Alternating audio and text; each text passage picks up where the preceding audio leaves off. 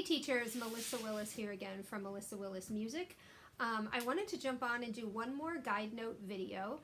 What I'm going to try to do with this video that's a little bit different is talk more clearly through the different stages and how I introduce guide notes. And then also how I take them to the piano, because of course it's helpful to know them here, but if they don't know where they are on the piano, then that would be a problem, right? So I'll try to connect those things a little more clearly. All of these things are taken, sort of my inspiration, or they're taken directly from the Music Mind Games curriculum, which you can find at musicmindgames.com. There are there's some free information there. You can find lots of materials there, and then there's a video membership as well, so you can watch the entire curriculum on video. So you can check that out if you want to know more. So I've showed this just a little bit already. But the first three guide notes I do are treble G, bass F, and middle C. And the colors actually correspond to rainbow colors. So if you look further and watch some of my solfege videos, which I'm going to do a little later, you'll see how those colors correspond. And it's really fun for kids to make that discovery. So we would just work on making sure it's really easy to find these on the staff slate. And lots of times, even from the staff slate, I will turn back so you can actually see me talking. I will point to the middle C and ask them to play me that on the piano. I'll ask them what this note is. Most of them will say bass F, and I'll ask them to play it on the piano.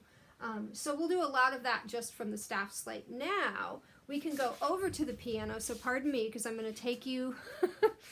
I don't hope no one's going to get seasick. I'm going to move my tripod around here. I have a very simple setup. With just one camera on my tripod. Now, when we get to the keyboard, I can just simply ask students to play middle C. And what I would do if you don't have a good camera angle, lots of times if my ear isn't feeling reliable that day, I'll just kind of play it back to check it. And I'll tell them that. Say, I'm just going to play the note back to you just to be sure you have the correct note. If video is kind of wonky that day, or if you don't have a good camera angle, and actually I'm going to turn off my light because it's easier to see without that light. So that's one thing you can do. You can also have students mark their guide notes with some colorful tabs. Put this back a little bit. With colorful tabs. I know I've pointed these out before, so they can mark C's in red, G's in blue, and F's in green. So that's another way they can do things. Now, a lot of students have these erasers at home. So if you have they have any little critter that's piano safe, I guess you could say. So something that isn't going to slip between the keys or anything. You can have them put one on middle C, and then I have them play it. They can put one on treble G, have them play it, put one on bass F, and have them play it. And then you can go through and kind of give them a little quiz and say, play treble G. And then of course the elephant gets to play instead of them, right? Bass F, middle C. They can actually play, it's the eraser playing the note instead of them, which for young students can be really fun, right? So you can do those kinds of things with just those three. And I think that, the more you drill them, the better. Drill them more than you think, so that they're really, we talk about automatic recognition and knowing things without really thinking about them. So that's the first thing you can do. Then, if you just have a set of flashcards, the other thing you can do is just go ahead and hold up a card and ask them that note. They can say treble G and then say, play that for me on the piano. And again, they can use an eraser, all of those kinds of things, and then go through the other notes. Now, if you want to make it interesting, I have some homemade cards that are very funny. I've got this chicken playing the trumpet. I have a roller skating cow. What could be funnier than a roller skating cow? And this very silly, funny face monkey. And then I have these most hysterical and unusual looking notes. So one thing you can do to make things interesting, because with only 4 guide notes, it gets a little dry, right? And remember, they can't see these on your lap. So if you keep them down here and just hold one up so you can pretend you're a student for a moment. And they're like, oh, middle C, I know that. And they play it and they're so proud of themselves. And then maybe you hold up another one. Oh, treble G! Yeah, good job! Treble G! Okay. Whoops. Wait a minute. What is that note. So just to see if they're paying attention, and then you could do another one. Oh, bass F, yep, you're doing great. And then middle C. And remember, you can repeat, so then you can go along and say, okay, here's the last one. You know this one? And that will give them a giggle. So have some moments of fun in there and of surprise. And those elements, those random elements of surprise, just keeps them interested. I think it keeps them from zoning out because they're going to expect that maybe one of those will come up, especially when you only have a few guide notes to begin with. And it tends to be younger students then, right? So it's kind of fun. So have fun with that. Then I'm going to take you back now to my drawing board here, my staff slate.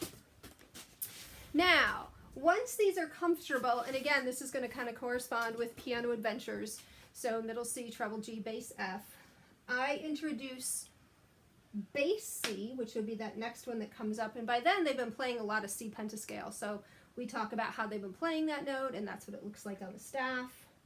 And then a big part of guide notes in Music Mind and Games is talking about the symmetry. So even though we're not playing treble C yet, I put it on the staff, and we talk about how if they folded that staff in half, that these are symmetrical, they would touch. And then they will start to know that these are also symmetrical and they will touch.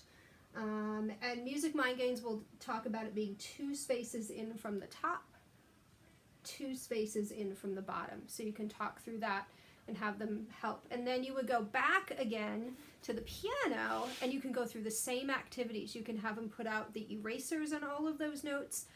You can hold up the flashcards with the surprise elements of the roller skating cow and the crazy high notes in the stratospheres, in the treble clef and the bass clef. So have fun with that.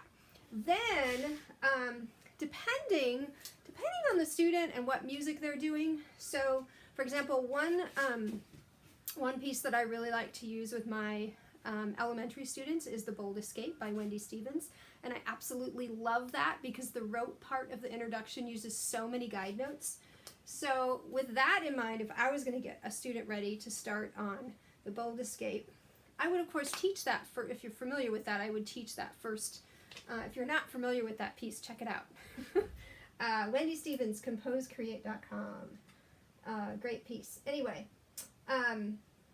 I would put on low C and high C, and then they would have the 5 C's, because that piece is going to use those. So, and then we go to the music and practice actually finding them, when we'll color them with red color pencil, or even you can go through and have them look and put magic notes, because they're transparent, have them put magic notes over the actual notes. I should show that in a video, shouldn't I? I'll do that. So, so these are then you have the 5 C's there. Same thing, you can go back and go through the cards. You could even leave those out at first when you do this and just do a card game or an eraser game or use the tabs and just find the C's. Get really good at the C's. And you can start to point out to them when you start getting to the C's to notice that one line in between. So one thing you can do, if you want, especially with older students where you want to have a little bit more of a challenge. So let's say you've gotten to the guide notes. I'm pulling up my C's, pardon me. So let's say you are just doing C's, okay? So you could mix all these up, and then, again, they can't see what you're doing, right? So pardon me while I put in a couple surprises. I'm planning and plotting here. So maybe you want to throw in a couple surprises. I'll see if you notice what they are. So we could start, and maybe they'll call this high C, and again you can correct them and call it treble C. We always talk about doing things with their full names, and I reference back that to their full name. So my full name is Melissa Willis, and so I always joke with students, you wouldn't call me Melissa Lewis, because that's not really my name, it's Melissa Willis. So we need to call this treble C and not high C, because that's something completely different. So you can have fun with those sorts of analogies, and I use a lot of analogies in my teaching. So, and then middle C, and again, I'm going to move this back. You can have them play middle C. Did you catch it?